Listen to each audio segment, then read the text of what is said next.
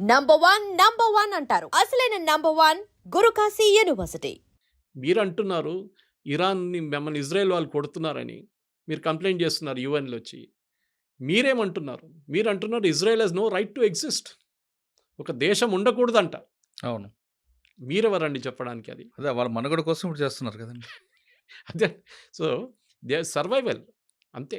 వాళ్ళు సర్వైవ్ చేయాలంటే వాళ్ళు దాన్ని మనలాగానే ఇటువైపు చైనా, ఇటువైపు పాకిస్తాన్, ఇప్పుడు బంగ్లాదేశ్ తయారైంది. వాళ్ళకి కూడా అంతే. మీరు 6 డే వార్ చూడండి, యామ్ కిపూర్ వార్ చూడండి, సూయజ్ కెనాల్ క్రైసిస్ చూడండి. దీని అన్నిట్లో ఇజ్రాయెల్ మీద దాడి చేశారు. ఎవరు? అందరూ కలిసి. జార్డన్, సిరియా, లెబనాన్, ఇటువైపు ఈజిప్ట్. తర్వాత ఈజిప్ట్ నుంచి అన్వర్ సదాత్ని చంపేసిన తర్వాత అక్కడ వీక్ అయిపోయారు. హొస్ని ముబారక్ వచ్చారు. ఇటువైపు towards Syria it was control by family, the Assad family. అటువైపు అమ్మ జార్డన్, అది కూడా ఒక మొనార్కీ నడుస్తుంది అక్కడ. సో ఇప్పుడు ఏమైపోయిందంటే వీళ్ళు ముగ్గురు ఎవరికి కొట్లాడలేదు ఇజ్రాయెల్తో. వీళ్ళకి తెలిసిపోయింది కొడితే వాడు రిటర్న్ డబుల్ కొడతాడని, డబుల్గా ట్రిపుల్ కొడతాడని. వీళ్ళకి చాలా అర్థమైపోయింది. వీళ్ళందరూ కలిసి దాడి చేశారు కదా 6 డే వార్లో. అవును. ఈ సౌదీ అరేబియా ఫండింగ్ ఇచ్చింది వాళ్ళకు. ఇచ్చిన తర్వాత కూడా ఓడిపోయారు వీళ్ళు. అప్పుడు బేసిక్ ఉండే ఇజ్రాయెల్ దగ్గర ఫైటర్ ఎయిర్క్రాఫ్ట్ కూడా లేకుండే అప్పుడు.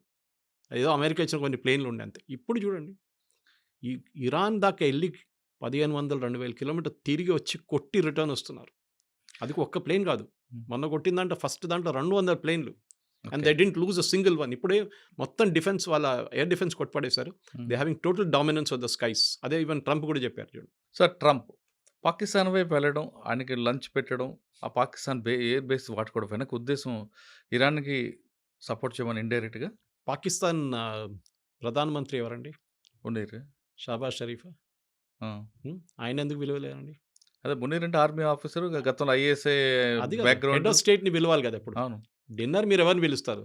లంచ్ నరేంద్ర- స్టేట్ మీరు ప్రెసిడెంట్ నరేంద్ర మోదీని పిలుస్తారా లేకుంటే మన ఆర్మీ చీఫ్ని పిలుస్తారా? ఆర్మీ మోడీని పిలుస్తాం. అంటే ఆయన మోడీని attitude పిలిచారు కూడా.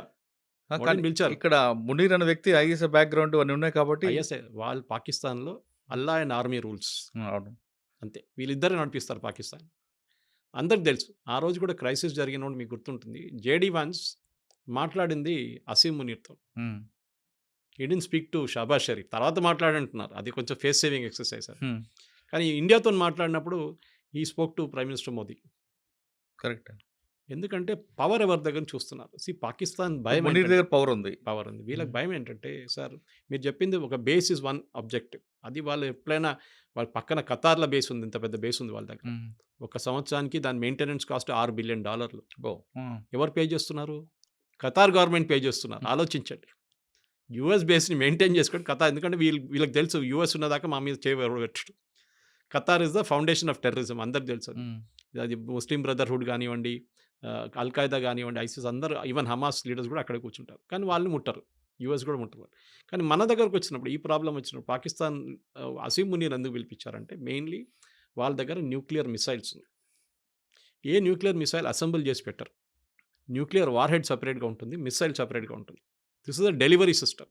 ఇది ఇక్కడి నుంచి అక్కడ కొట్టాలంటే ఇది. దాని మీద 50 కిలోలు పెట్టాలన్నా, 100 కిలోలు పెట్టాలన్నా, న్యూక్లియర్ వెపన్ పెట్టాలన్నా డిసైడ్ చేసేది లాస్ట్ మినిట్లో. ఉమ్. మన కైరానా హిల్స్లో మనం కొట్టినప్పుడు we didn't hit the missiles. మనం ఏం చేస్తామంటే వాళ్ళ కేవ్ బయట కొట్టాం. వీళ్ళందరూ అండర్ గ్రౌండ్లో పెడతారు. పెద్ద కొండ కింద పెట్టుకుంటారు. ఈవెన్ ఇరాన్లో ఫైడ్రో చూడండి, నటాన్స్ చూడండి, వీళ్ళన్ని న్యూక్లియర్ ప్లాంట్స్ అన్ని. నటాన్స్లో ఒక ప్లాంట్ పైన ఉంది, మిగతా కింద ఉంది. వెరాజ్ ఇన్ ఫడ్రో the entire thing is below the 250 metre concrete barrier ఉందండి. దానికోసం బంకర్ బస్టర్ అంటున్నాం. ఉమ్. సో అసీం మునీర్ ఎందుకు తీసుకొచ్చారంటే బేసిక్లీ వీళ్ళ దగ్గర ఉన్న మిసైల్స్ ఎక్కడ వెళ్ళకూడదు. ఇరాన్ పోతే అల్ఖైదా వాళ్ళు లేకుంటే ఎవరైనా తాలిబాన్ వాళ్ళు వచ్చి కొట్టి తీసుకెళ్తే న్యూక్లియర్ మిసైల్ తీసుకెళ్ళి పాకిస్తాన్ దగ్గర ఒక్కటే ఉంది ఇప్పుడు ఇస్లామిక్ నేషన్లో. ఎవరు తీసుకెళ్తారో తెలియదు. రేపు అసీం మునీర్ లేడు, ఇంకా వాళ్ళ గవర్నమెంట్ పడిపోయిందో ఏమనంటే ఆర్మీ చూసుకుంటారు. గవర్నమెంట్ ఏం చేయలేరు అక్కడ. గవర్నమెంట్ మన దగ్గర న్యూక్లియర్ బటన్ మోదీ దగ్గర ఉంది. అక్కడ న్యూక్లియర్ బటన్ ఆర్మీ చీఫ్ దగ్గర, మునీర్ దగ్గర ఉంది. అది చాలా క్లియర్ అన్నమాట. సో దానికోసం పిలిచి ఏమన్నారంటే ఆ మిసైల్స్ అంతా మేము చూసుకుంటాం. దీనికన్నా ముందు కూడా భారతదేశం అటాక్ చేసిన గుర్తుంటుంది మీకు. అందరూ అన్నారు అమెరికా చూసుకుంటున్నారు పాకిస్తాన్, దానికోసం ఆపారు బాంబింగ్ అని. కరెక్ట్. ఆ వెపన్స్ వాళ్ళ చేతిలో పడకూడదు. అల్ఖైదా కానివ్వండి, ఐసిస్ కానివ్వండి, తాలిబాన్ కానివ్వండి, లేకుంటే ఇరాన్ నుంచి వచ్చే నెక్స్ట్ రెజీమ్ కూడా. ఎందుకంటే పాకిస్తాన్ ఈ టెక్నాలజీ మొత్తం దొంగతనం తీసుకొచ్చారు జర్మనీ నుంచి, ఇంకోటి నార్త్ కొరియా దగ్గర నుంచి తీసుకొచ్చారు. సో నవ్వు తాళం వేసి ఆ చావి తీసుకెళ్ళి పెంటగన్లో పెట్టుకుంటారు. దీన్ని పిలిచారు అంతే, ఇంకేం లేదు. ఇంకా మాట్లాడడానికి ఏం లేదు. We'll do deals with Pakistan అంట. పాకిస్తాన్ ఏం అమ్ముతారండి? వాళ్ళ మేజర్ ఎక్స్‌పోర్ట్ టెర్రరిజం. అవును. అదొక్కటే వాళ్ళు కానీ అమ్మగలరు. కొన్ని వేల కోట్ల రూపాయలు ఫండింగ్ చేస్తా ఉంటున్నారు కదండీ! ఎందుకు చేస్తున్నారు? ఆలోచించండి. ఆ గవర్నమెంట్ పడిపోతుంది. పడిపోతే వాళ్ళ న్యూక్లియర్ అసెట్స్ ఎవరి దగ్గర ఉంటుంది? గవర్నమెంట్. ఐసిస్, అల్ ఖైదా వీళ్ళెవరైనా వస్తారు రేపు. తాలిబాన్ అక్కడ తయారైనట్ల ఆఫ్ఘనిస్తాన్ ఇక్కడ ఇంకో థియోక్రసిక్ గవర్నమెంట్ వచ్చేస్తుంది. హ్మ్. అమెరికాకి అదే భయం. దానికోసం ఇప్పుడు కాదు, ముందు నుంచే సోవియట్ యూనియన్ ఉన్నప్పటి నుంచి సపోర్ట్ చేస్తుంది దానికే వాళ్ళు. ఎందుకంటే ఎట్లయినా వీళ్ళ దగ్గర ఉన్న ఈ అసెట్స్ ఎక్కడ ఈ ఇస్లామిక్ టెర్రరిస్ట్ దగ్గర వెళ్ళకూడదు. మిసైల్ అయితే నాకు ప్రాబ్లం లేదు. కానీ న్యూక్లియర్ తీసుకొచ్చి ఒక న్యూయార్క్‌లో పడేస్తే నెక్స్ట్ 5,000, 10,000 సంవత్సరాలు న్యూయార్క్‌లో ఎవరు ఉండలేరు. సో, అమెరికా చాలా భయం ఉంది దాని మీద అన్నమాట. వీళ్ళు స్టేబుల్ నేషన్ కాదు సార్. మనలా కాదు. మన దగ్గర స్టేబుల్ నేషన్ మనం. ఒక డెమోక్రటిక్ పార్టీ ఉంది. మన ఎలక్షన్ నడుస్తుంది. ఆర్మీ ఉన్నారు, అంతా ప్రొఫెషనల్ సిస్టమ్. వాళ్ళ దగ్గర ప్రొఫెషనల్ కాదు. ఈ ఆర్మీ చీఫ్‌లు గాని, ఎయిర్ ఫోర్స్ చీఫ్ పాకిస్తాన్‌లో ఫస్ట్ రాగానే లండన్‌లో ఒక పెద్ద ఇల్లు తీసుకుంటాడు. వాళ్ళకి అమెరికా ఫండింగ్ ఎవరైనా ఇస్తారు దానికి. వాళ్ళ పిల్లల్ని ఆక్స్‌ఫర్డ్, కేంబ్రిడ్జ్ పంపిస్తారు. లేకుంటే ఎంఐటీ పంపిస్తారు. మీరు చూడండి, every Pakistani general from Yahya Khan hmm. To Pervez Musharraf to general Zia ul Haq అందరు ఇదే చేశారు. మన దగ్గర ఉన్న కశ్మీరీ పొలిటీషియన్స్ కూడా ఇదే చేస్తారు. ఒమర్ అబ్దుల్లా, ఫరూక్ అబ్దుల్లాకి లండన్‌లో ఇల్లు ఉన్నాయి, పెద్ద ఇల్లు ఉన్నాయి. వాళ్ళ పిల్లలంతా బయట చదువుకున్నారు. సో, వాళ్ళ టెండెన్సీ ఉంది అది. దాన్ని కంట్రోల్ చేయడం మొత్తం యూఎస్ చేతిలో ఉందన్నమాట. ఇప్పుడు కాదు, ముందు నుంచి. Hmm. That is exactly what Trump did. కొత్తదేం లేదు దాంట్లో. మోదీ గారిని పిలిచారు కదా డిన్నర్‌కి. అవును. ఈయన లంచ్ పిలిచినంత మోదీ గారు డిన్నర్‌కి పిలిచి నేను రానులేపో అని చెప్పేసి ఆయన వచ్చేసాను. పూరి వచ్చారు. Ego problem. అరే నువ్వు వాడిని పిలుస్తున్నావు, మమ్మల్ని ఈక్వల్ చేస్తున్నావా? Is only an army chief. వాడు కావాలని చెప్పి వాడే మెడల్ వేసుకున్నాడు ఫీల్డ్ మార్షల్ అని చెప్పి. సార్ ఫైనల్‌గా చెప్పండి. సోనియా గాంధీ గారి స్టేట్మెంట్ మాత్రం కేవలం ఎలక్షన్ గురించి చూడాలంట. అంతే ఇంకేం లేదు. ఇప్పుడు కాదు కదా. అంటే అటు తిరిగి ఇటు తిరిగి మన దేశంలో 2 పార్టీలు విభేదాలు రావా? కొత్తదేం కాదు కదా సార్. ఇప్పుడు సోనియా గాంధీ స్టేట్మెంట్ మీద కూడా మోడీ గారు ఇంకా వేరే వాళ్ళు కామెంట్ చేస్తారు. ఇదొక వార్ నడుస్తది. ఇప్పుడు ఇన్సైడ్ వార్. మోదీ గారు కామెంట్ చేయరు. మోడీ గారు మోదీ కాకపోయినా గారు పార్టీ టీమ్ వాళ్ళు చేస్తారు. ఎవరికొరికి మోదీ గారు ఐటీ టీం ఉన్నారు, వాళ్ళ అమిత్ మాల్వియా లాంటి ఉన్నారు, వాళ్ళు కామెంట్ చేస్తారు. చేస్తారు. డెఫినెట్గా కామెంట్ చేస్తారు. పొలిటికల్ వార్ అవుద్ది అక్కడ. పొలిటికల్ అని కాదు, మీరు ముస్లిం ఓట్ కోసం చేస్తున్నారు. నేను ఎప్పుడు రాసిస్తాను నీకు ఆ ట్వీట్ ఏముంటుందని. మీరు ముస్లిం ఓట్ల కోసం చేస్తున్నారు. మీరు అసలు కానీ ఇరాన్తో ఉన్న రిలేషన్షిప్లో ఇప్పుడు బీజేపీ ఒఫీషియల్గా ఏం మాట్లాడరు. బికాస్ వాళ్ళకి తెలియదు ఈ గవర్నమెంట్ ఉంటుందో పోతుందో అని. పోతే ప్రాబ్లం లేదు, ఉంటే మనకు ఆ పోర్ట్ కావాలి, చబార్ పోర్ట్. పెద్ద ప్రాబ్లం అవుతుంది మనకి. Next third is oil. మన ఇరాన్ దగ్గర నుంచి బ్యాన్ పెట్టే ముందు యూఎస్ బ్యాన్ పెట్టేదాకా మన ఆయిల్ వాళ్ళ దగ్గర కొంటుండే, అది కూడా రూపీ పేమెంట్లో. ఎందుకంటే మొత్తం బ్యాంకింగ్ సిస్టమ్ నుంచి బ్యాన్ చేసి పడేశారు యూఎస్.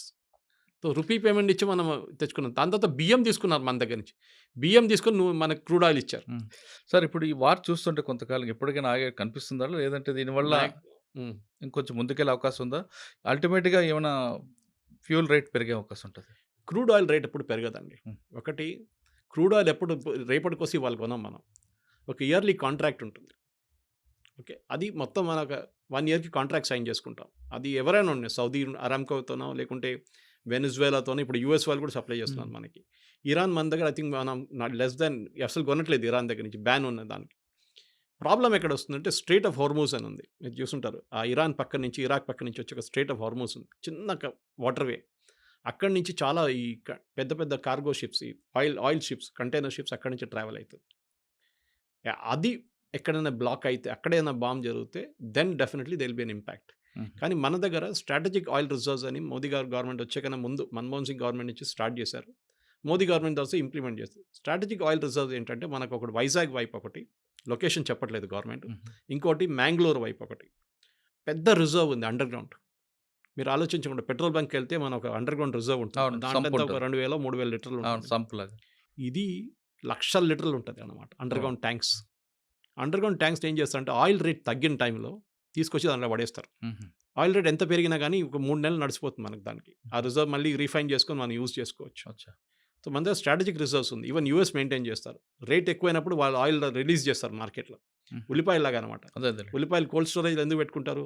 ఉల్లిపాయల రేటు 100 రూపాయలు వెళ్ళగానే వాడు మొత్తం తీసి బయటపడేస్తే అది రేట్ క్రాష్ అయ్యి 50 రూపాయలకి వచ్చేస్తుంది. సేమ్ పాలసీ ఇక్కడ కూడా. ఇప్పుడు కూడా అండమాన్ దగ్గర కూడా ఇంకొక రిఫైనరీ దొరికింది, ఐడెంటిఫై చేసినట్టున్నారు కదండి. అది ప్రాస్పెక్ట్ చేస్తున్నారు.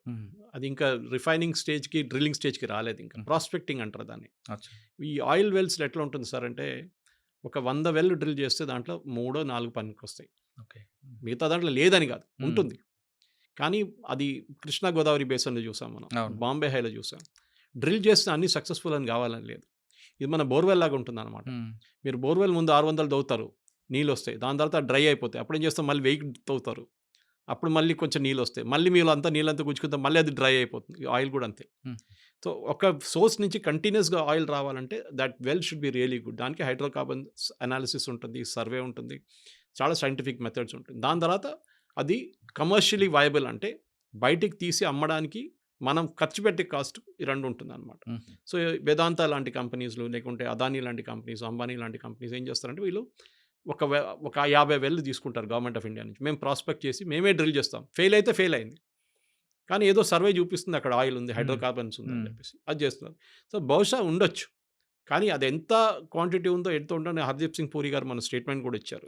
So maybe we have to see- చెప్తున్నారు 2 బిలియన్, అది ఎంతో బిలియన్ క్యూబిక్ ఫీట్ ఉందంటున్నారు. చూడాలి, ఫైనలీ అది ఇంగ్లీష్ చెప్తారు, proof of pudding is eating అని. తినేటప్పుడు తెలుస్తుంది అది ఉందా లేదా అని చెప్పేసి, టేస్ట్ ఉందా లేదా అనేది. చూద్దాం, ఇంకొక 2 years 3 years వెయిట్ చేయాల్సి వస్తుంది. దాని తర్వాత దాని కమర్షియల్ వయబిలిటీ తెలిసిపోతుంది.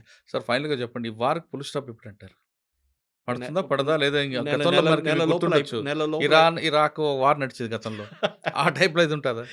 ఇరాన్ ఇరాక్ అని యుక్రెయిన్ తీసుకోండి, 3 యుక్రెయిన్ సంవత్సరాల నుంచి కొట్టుకుంటున్నారు. కొట్టుకుంటున్నా ఆ విధంగా ఉంటుందా? సీరియల్ లాగా అవుతుందా లేదా ఫుల్ స్టాప్ ఉంటుందా? ఉంటుంది, నెల లోపల అయిపోతుందండి. ఎందుకంటే నేను చెప్పాను మీకు గుర్తున్న స్టార్టింగ్లో, ఇరాన్కి హోల్డింగ్ కెపాసిటీ లేదు ఎక్కువ. వాళ్ళకు ఉన్నది ఒకటే ఆయిల్ రిజర్వ్ ఒకటే. మిసైల్ రిజర్వ్ కూడా వాళ్ళు తగ్గిపోతుంది. వాళ్ళది ఓకే, హూతీలు సపోర్ట్ చేయట్లేదు, హెజ్బుల్లా సపోర్ట్ చేయట్లేదు, హమాస్ సపోర్ట్ చేయట్లేదు. వాళ్ళు ఇప్పుడు ఏం చేయాలి, వాళ్ళు కంప్లీట్లీ ఐసోలేట్ అయిపోయారు. యూఎస్ ఏమో ప్రెషర్ పెట్టినారు దానికోసం. ట్రంప్ ఏం చెప్పారు, నేను 2 వారాలు టైం ఇస్తానని చెప్పారు. 2 రోజులు కాదు, 2 వారాలు. So think over it. ఈ 2 వారాల్లో వాళ్ళ దగ్గర మొత్తం అన్ని మిసైల్స్ అయిపోతుంది క్వాంటిటీ. లాంచింగ్ సైట్స్ని ఇజ్రాయెల్ కొడుతున్నారు. వాడు బయటికి తీసుకొచ్చి లాంచింగ్ సైట్ పెట్టగానే మన దివాళీ పటాకకి బాటిల్ పెడతాం చూడండి, పెట్టంగానే దాంట్లో రాకెట్ పెట్టే ముందు ఆ బాటిల్ కొట్టేస్తున్నారు. అది వీళ్ళు చేస్తున్నారు అనమాట. So definitely by in another 10-15 డేస్లో ఇరాన్ కంప్లీట్గా సరెండర్ అయిపోతారు, లేకుంటే దే విల్ స్టాప్ ఫైరింగ్ అంతే. సరే, ఆ విధంగా తీసుకొస్తారా? లేదు ఒక డిప్లొమాటిక్గా మేమే వెనక్కి తగ్గుతున్నాం అని అంటారు? అదంతా పాకిస్తాన్ ఏం చెప్పారండి, వాళ్ళే ఫస్ట్ ఫోన్ కాల్ చేసి మేము సీస్వేర్ కావాలన్నారు. అవును, దాని తర్వాత మాట్లాడలేదు. ఇప్పుడు ఎవరు చెప్పారు? అదే ఎంఓలోకి వస్తారు వీళ్ళు కూడా. They have to face saving exercise అంటారు ఇంగ్లీష్లో.